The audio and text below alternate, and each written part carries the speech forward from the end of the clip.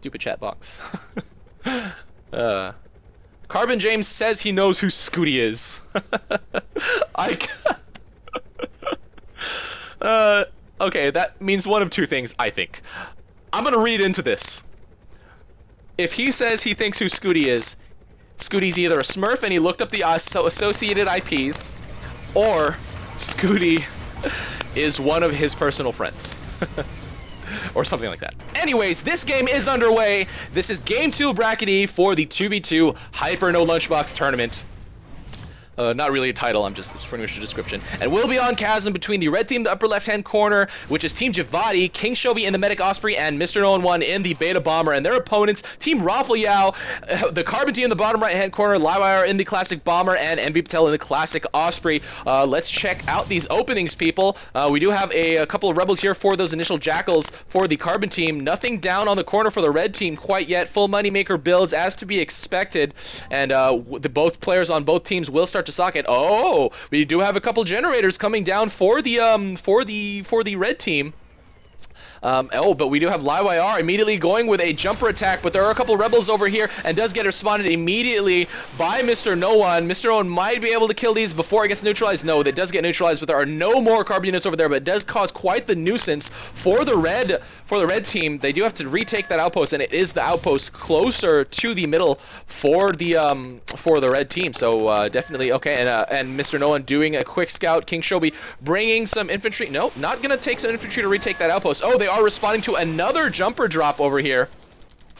It probably won't go up to Carbon's control. No, they are just causing a lot of trouble for them. They haven't started the mid-fight yet. With this kind of harass, you would typically expect one or two of the, of the harassing team to drop like a couple tanks and ratchets or something over here, just so they can get the mid-fight started and keep the red team, the pressure on the red team, and keep them on the outs, like behind in the mid-fight. That's usually what this heavy harass is for, but it just seems like they're just going for straight up, infantry drops, and they want to take the outpost under their control. They are not stopping. Envy Patel with more jumpers. No one from the red team has responded to this quite yet, and both Lai and Envy Patel are over here. Oh no, where is Lai? Where is LaiYR? LaiYR went to the top outpost, which there was nothing but, okay, that was Carbon for a little bit. Envy Patel was able to take 2 Longhorn out of his queue, but it does go back down to neutral, and again, causing a lot of trouble for that red team. Oh, and they do have a Gemini push, so that's what they were doing. They are pushing it from God knows where, I guess the fort. Oh, and a Longhorn push here, so that will allow them to get the advantage in the mid-fight. And Mr. No and King Shobi are way behind here. They haven't even begun their mid-fight. These T99s are still alive, and LaiYR still causing quite a lot of trouble for this Carbon team.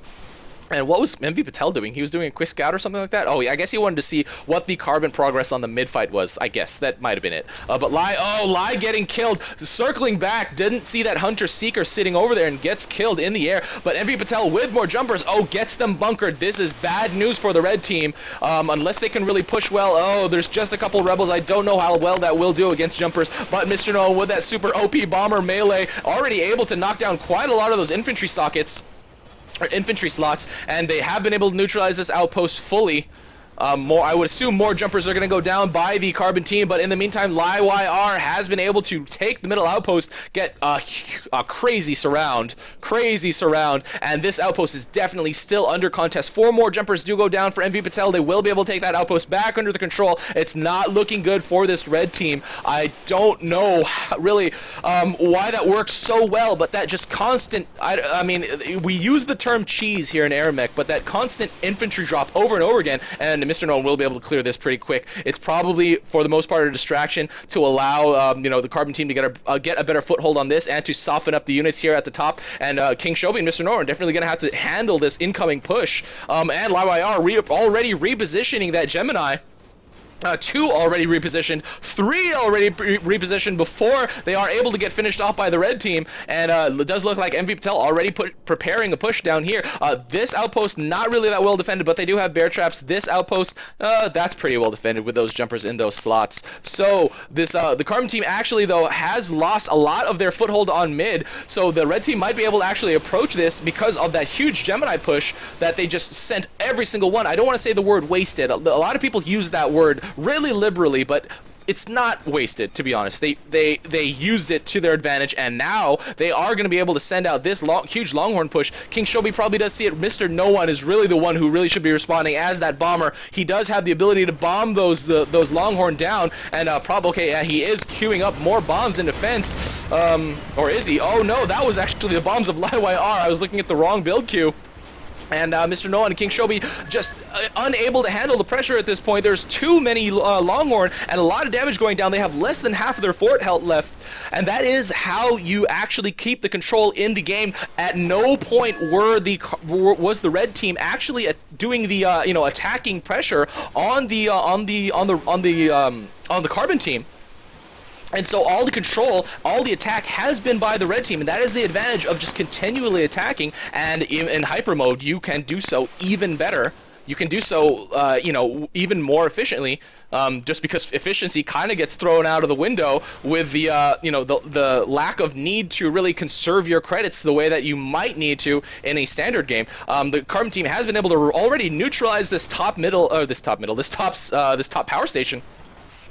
It's not really well surrounded. The red team might be able to get it back under their control, but it's just probably a matter of time. They already have another huge tank cluster over here. Your mic is cut out. Is it cutting out, or is it back? Is it back? Is it back? Is it back? Is it back? Is it back? I cannot hear you if Is you're it back? talking. Oh, seriously? You can't hear me? Erg.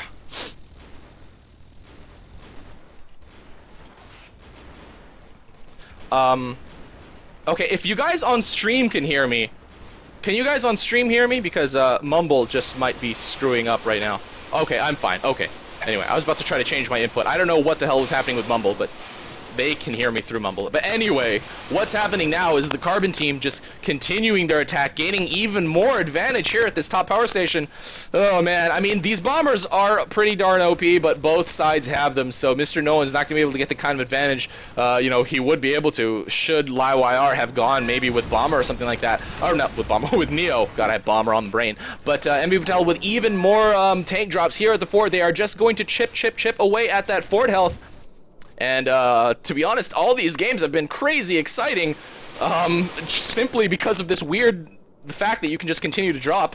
I don't want to say no Lunchbox is a good thing for the game, but it actually has produced quite exciting matches, and hyper mode itself has also proven to do that. We do have a long tank push coming over here. It's all Gemini versus mostly Gemini over here to defend. So it's I thought the red team might have had more of an advantage defending there because they might have had Longhorn, but apparently not. They have a lot of Gemini. However, the red team is about to get into domination, or the Carbon team is about to get into domination. And MV Patel and LaiYR are going to get a pretty good surround, going to probably not finish off the rest of the red team's health, but get pretty close. However, Mr. No One is doing a pretty good job bombing down these Gemini coming in. I'm so used to saying Longhorn because for the longest time that was pretty much the primary tank. But we do have another tank push coming in by the Carbon team, and now this time it is Longhorn and Seekers. I'm assuming the guy that has the Longhorn is MV Patel. Yeah, MV Patel has the Longhorn in his loadout, and that was built by him primarily. And from the mid, that was primarily built by LaiYR with very, very little income. Or well, it's still 37 seconds away from getting dominated, but they did not need those 36.31 seconds. LaiYR and MV Patel taking the game 2 of this 2v2 hyper no Lunchbox tournament over Team Givati, King Shobi, and Mr. No One won. So team, God, stupid game kicking me out, but team ROFLYAO, pains me to say that every time, but team ROFLYAO moving on to the finals.